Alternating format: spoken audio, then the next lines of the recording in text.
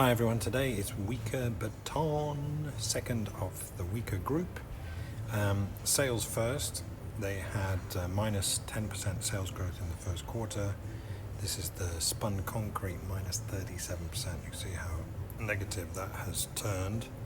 The sales have been very erratic recently.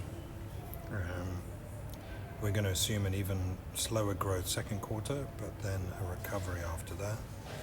So the sales kind of flat, slightly negative now, and that's minus 4% for the next 12 months.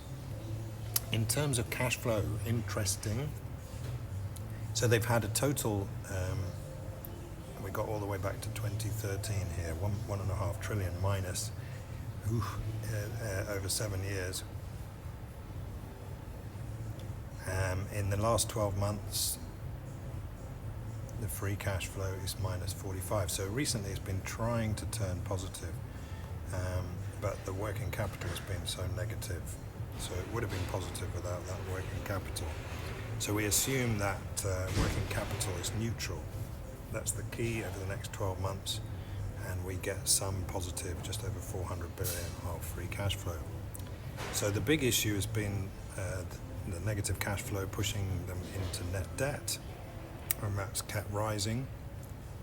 But with our forecast of some cash flow, the net debt will start to come up, and you can see how that's closely followed the share price.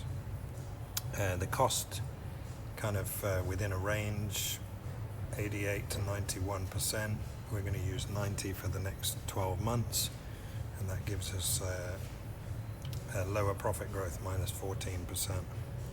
In terms of valuation, so they do have this, if the working capital is neutral, they do have this quite positive cash flow. Using our 1.6 with a huge 70% discount, we get a target price of 939. So there's a lot of possibility here. If that cash flow turns positive, debt reducing, and the shares would look extremely cheap.